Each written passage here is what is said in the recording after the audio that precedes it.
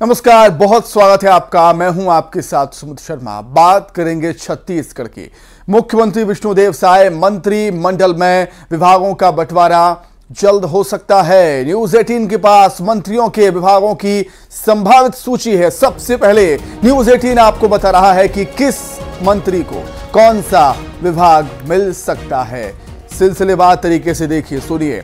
Deputy CM Arun Sao को गृह jail विभाग मिल सकता है। विजय शर्मा को धर्म संस्कृति पर्यटन एवं पर्यावरण विभाग मिल सकता है। श्याम बिहारी जायसवाल को कृषि मंत्रालय मिलने की संभावनाएं हैं। लक्ष्मी राजवाड़े को महिला एवं बाल विकास विभाग मिल सकता है। लखन देवांगन को शहर और नगरीय प्रशासन मंत्रालय की जिम्मेदारी मिलने की संभावना है। राम विचार नेताम को पंचायत विभाग की जिम्मेदारी मिल सकती है। केदार कश्यप को आदिम जाति कल्याण का जिम्मा दे सकती है बीजेपी। ओपी चौधरी को उच्च शिक्षा और स्वास्थ्य मंत्रालय की जिम्मेदारी मिल सकती है। टंकराम वर्मा को स्कूल शिक्षा मंत्रालय की जिम्मेदारी मिल सकती है। ब्रजमोहन अग्रवाल को पीडब्ल्यूडी या कृषि मंत्रालय का जिम्मा सौंपा जा सकता है। दयालदास बघेल को SC ST OBC कल्याण विभाग की जिम्मेदारी मिल सकती है।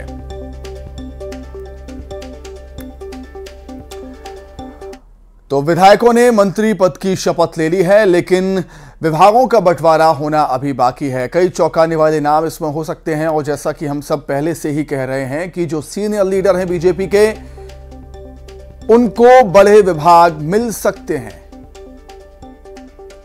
महिलाओं को भी जिम्मेदारियां सौंपी जा सकती हैं। ओपी चौधरी का नाम भी है। ओपी चौधरी को उच्च शिक्षा और स्वास्थ्य मंत्रालय, बड़ी जिम्मेदारी ओपी चौधरी को भी बीजेपी दे सकती है। अधिक जानकारी के लिए सीधे हम रायपुर का रुख करेंगे। हमारे सहयोगी आकाश शुक्ला हमारे साथ जुड़े हुए हैं। आकाश, मंत्रियों ने शपथ ले ली है, विभागों का बंटवारा होना बाकी है, कई सारे फैक्टर इसमें देखने को मिलेंगे और बड़ी बात यह कि जो सीनियर लीडर हैं उन्हें बड़े विभाग दे सकती है बीजेपी।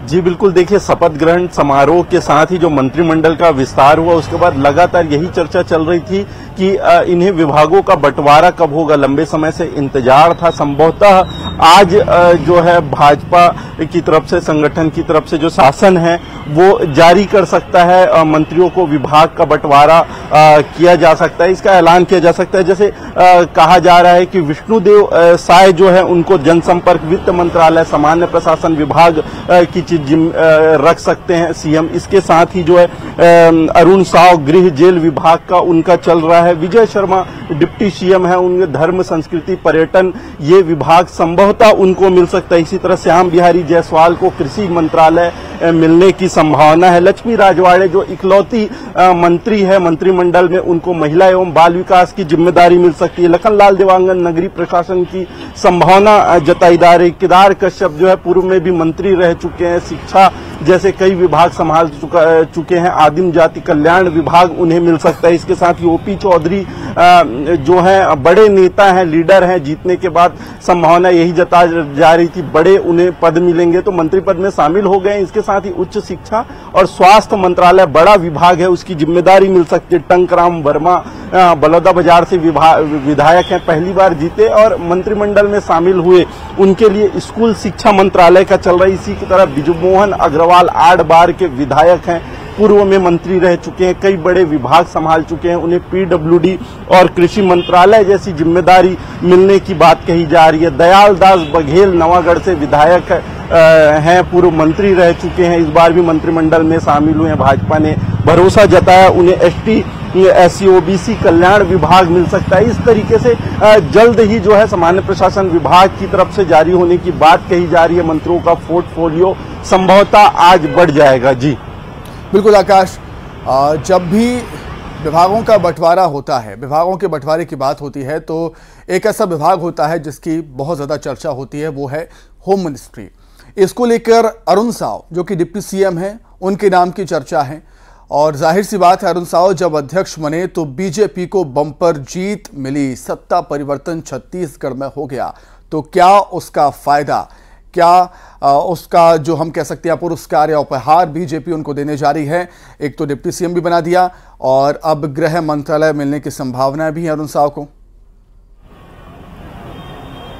जी बिल्कुल, इसमें दो राय नहीं है कि जब अरुण साव को जिम्मेदारी दी गई थी, भाजपा प्रदेश अध्यक्ष की जिम्मेदारी, तो भाजपा कहीं ना कहीं पिछड़ी हुई थी, बहुत कम सीटें थी, आगे ले जाने की जिम्मेदारी थी। तो प्रदेश में एकजुट करना कार्यकर्ताओं को, उसके बाद चुनाव में बड़ी जीत दर्ज करना, बहुमत लाना, तो एक बड़ा प्रयास उन्होंने किया है। कहीं ना कहीं श्रेय उन्हें भी जाता है, क्योंकि लगातार जमीनी स्तर पर जुड़ के अरुण साव ने मेहनत की थी। इसके साथ ही उन्हें सीएम के नाम की भी चर्चा लगातार उनके लिए चल रही थी। लेकिन जो भाजपा संगठन है, पहले आदिवासी सीएम पर विष्णुदेव साय को सीएम बनाया गया, भरोसा उन पे जता, इसके साथ लेकिन उन्हें डिप्टी सीएम की बड़ी जिम्मेदारी अरुण साव को मिली है। अब जो कहा जा रहा है कि गृह जेल मंत्रालय जो है उन्हें मिल सकता है, बड़ा विभाग है और दूसरे नंबर के नेता को कहा जाता है, इसे दिया जाता है, क्योंकि लॉ एंड ऑर्डर की जिम्मेदारी, प्रदेश की सुरक्षा की जिम्मेदारी, नक्सलवाद जैसे यहाँ पे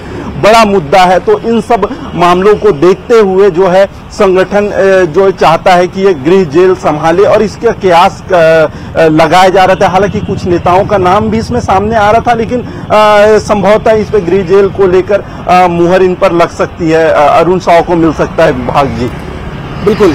और एक और बात आकाश यहाँ पर कि किसानों की अगर हम बात करें तो किसान सियासत के केंद्र में रहते हैं, और ब्रजमोहन अग्रवाल कृषि मंत्री बन सकते हैं, ऐसी संभावना है। एक बड़ी जिम्मेदारी उनको बीजेपी दे सकती है। देखने वाली बात होगी ब्रजमोहन अग्रवाल को कौन सा विभाग यहां पर मिलता है, लेकिन चर्चाएं सबसे ज़्यादा हैं गृह और जेल विभाग, जो कि अरुण साव के नाम की संभावनाएं जताई जा रही हैं। बहुत शुक्रिया आपका आकाश, जुड़ने के लिए, तमाम बातचीत के लिए।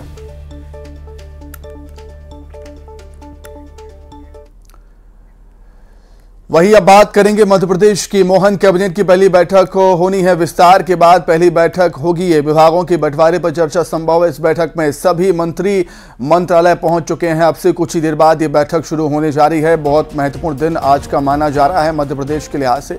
शपथ हो चुकी है सभी मंत्रियों की, अब विभागों का बंटवारा होना है। किसे कौन सा विभाग बीजेपी पार्टी देगी, देखना काफी दिलचस्प होगा।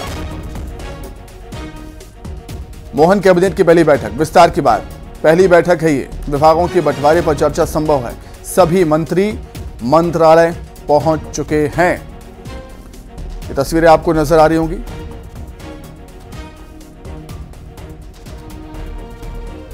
सभी मंत्री आपको नजर आ रहे होंगे।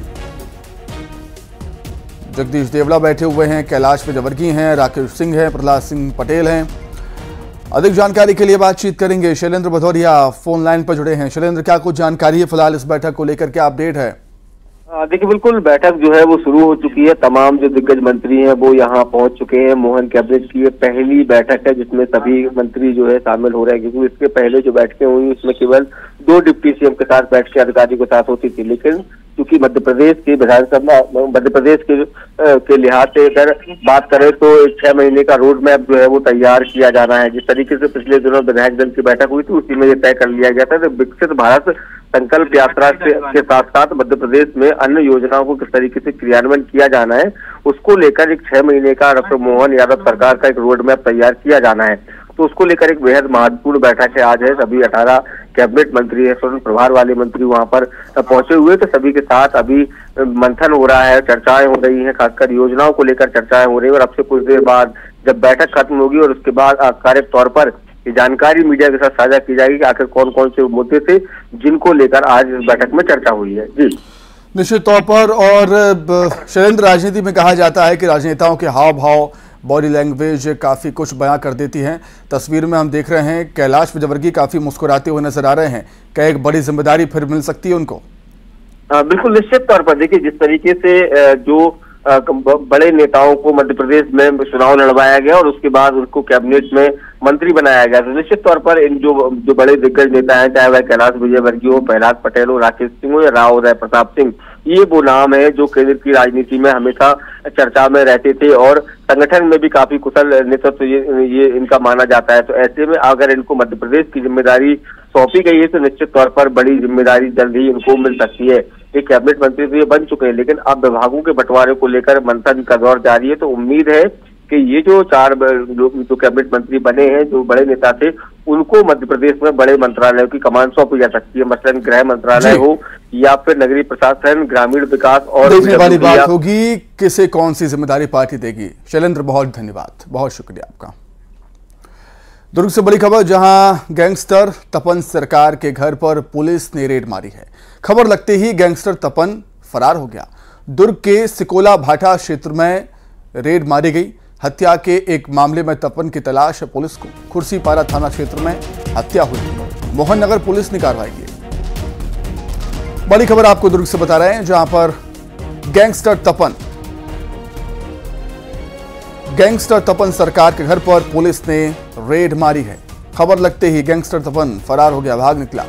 दुर्ग के सिकोला भाटा क्षेत्र में पुलिस ने रेड मारी। हत्या के एक मामले में तपन की तलाश है पुलिस को। खुर्सीपारा थाना क्षेत्र में हत्या हुई थी। अधिक जानकारी के लिए बात करेंगे, मिथिलेश हमारे साथ जुड़े हुए हैं। मिथिलेश, क्या कुछ और जानकारी आपके पास?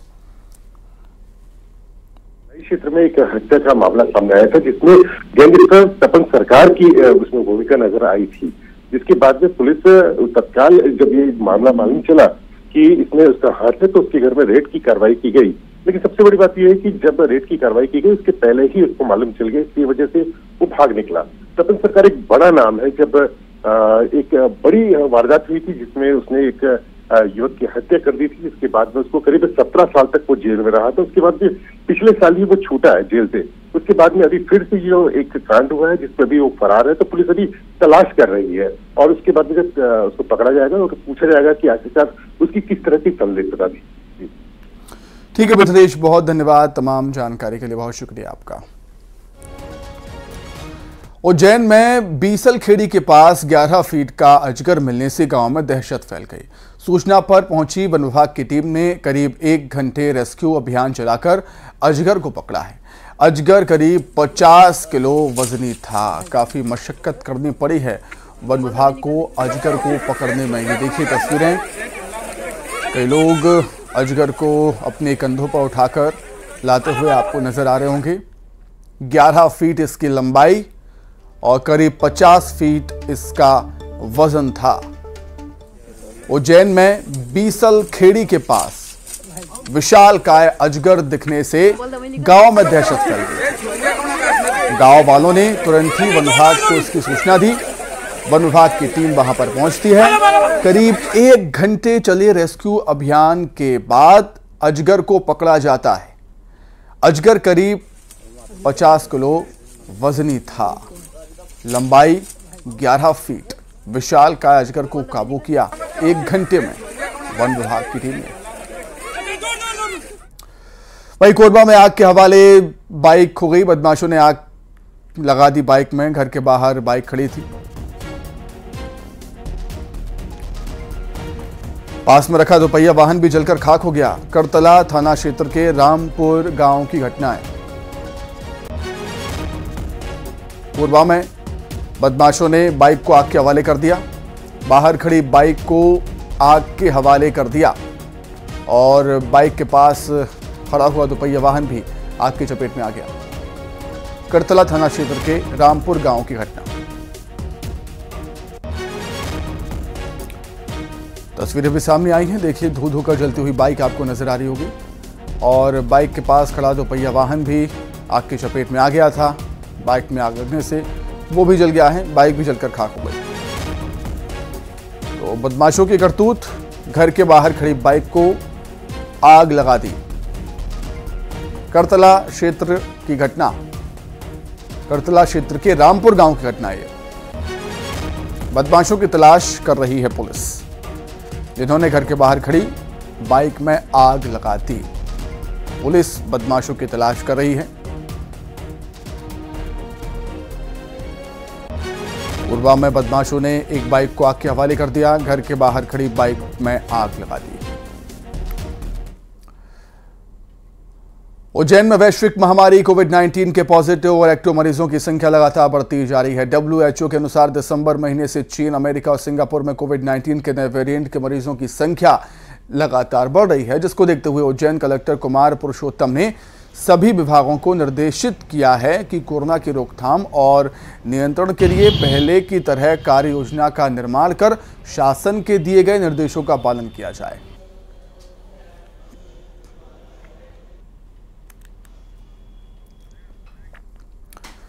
देश भर में कोविड के नए वेरिएंट को देखते हुए छत्तीसगढ़ में भी स्वास्थ्य महकमा अलर्ट है, सतर्क है। बस्तर जिला प्रशासन और स्वास्थ्य विभाग ने मेडिकल कॉलेज में मॉक ड्रिल किया और यहां 35 बेड का एक वार्ड तैयार किया गया है। बस्तर कलेक्टर ने अपील की है कि बाहर से आने वाले लोग भीड़ भाड़ वाली जगहों पर जाने से बचें। Railway station, bus stand, airport में टेस्टिंग के लिए टीम तैनात रहेगी। विदेशों से आने वाले लोगों की टेस्टिंग होगी। कलेक्टर ने लोगों से कोविड गाइडलाइन का पालन करने की अपील की।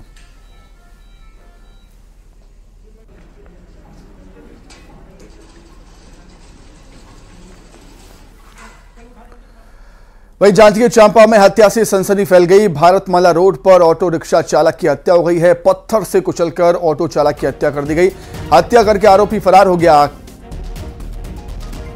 पुलिस ने मामला दर्ज कर आरोपी की तलाश शुरू कर दी है। मृतक की पहचान ढेका बिलासपुर निवासी पंकज शास्त्री के रूप में हुई।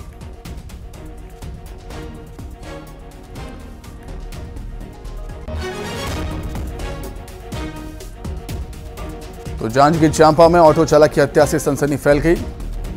पत्थर से कुचलकर आरोपियों ने ऑटो चालक की हत्या कर दी। मृतक की पहचान पंकज शास्त्री के रूप में हुई है। बिलासपुर निवासी ढेका बिलासपुर निवासी पंकज शास्त्री के रूप में हुई मृतक की पहचान।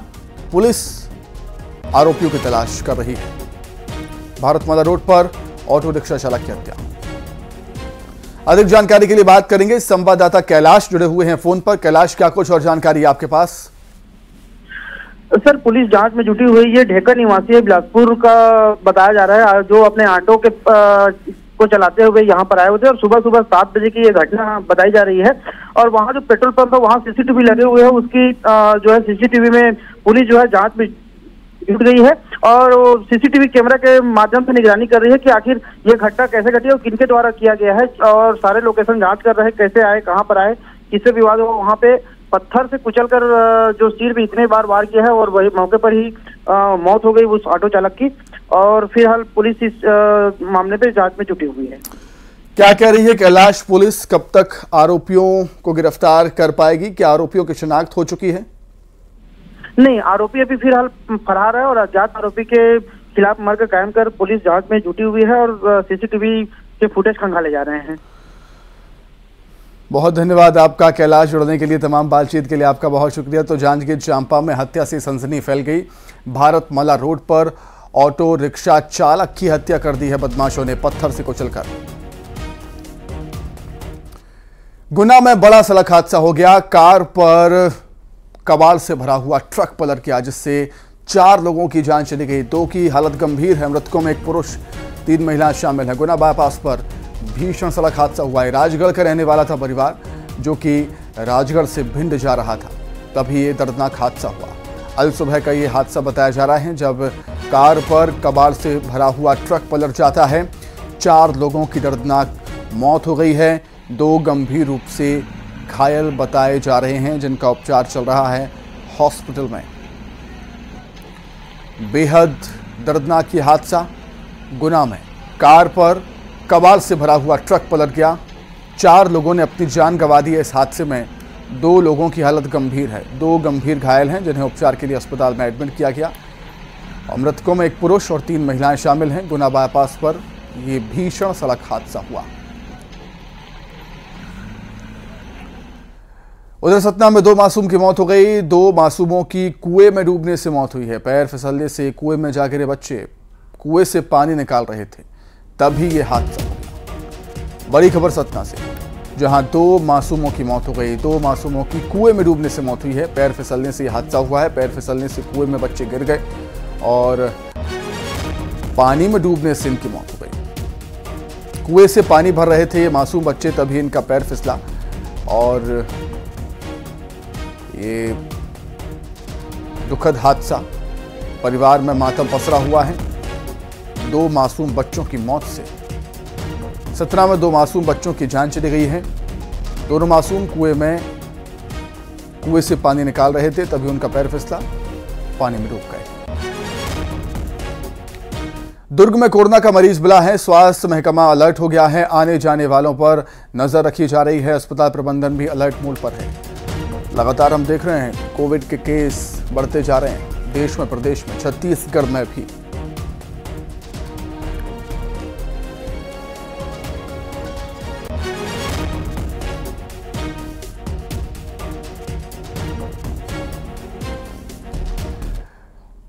आइए अब देखेंगे टॉप 20।